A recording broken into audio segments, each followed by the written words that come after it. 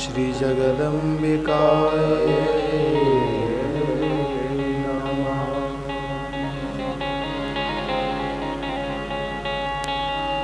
स्वस्ति श्री गणेशाय नमः।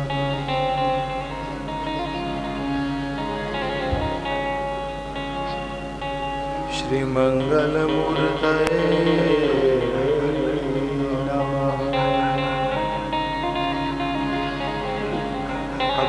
ઓછું કરનાર વર્ષ ખૂબ મળે છે.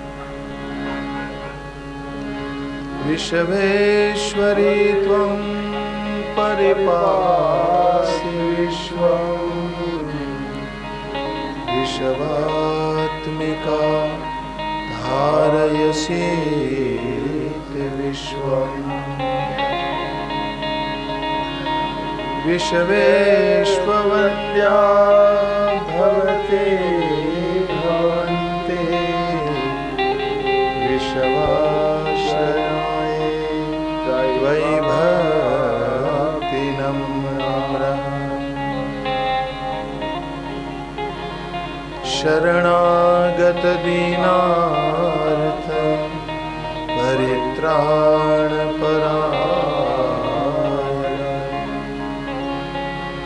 सर्वस्यार्ति हरे देवी नारायण नमोस्तुते।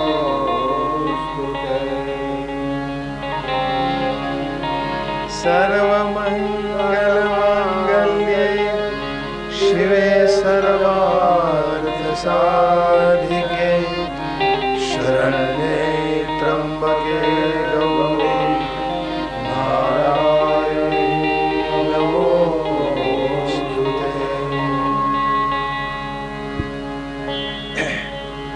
કોરસ ને ઓછું કરવાનું કે આ કોરસ ઓછું કરો થોડું. આ બંને માઇક્રોફોન ને ઓછા કરી નાખો. Chorus chorus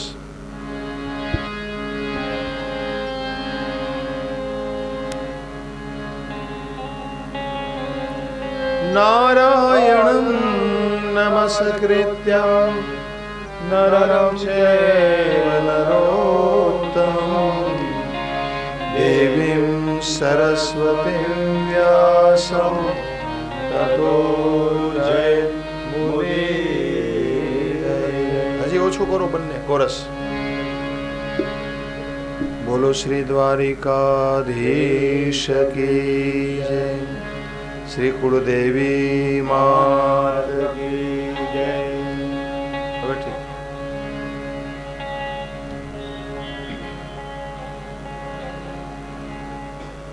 Hari શરણમ Hari શરણમ Hari શરણમ Hari શરણમ Hari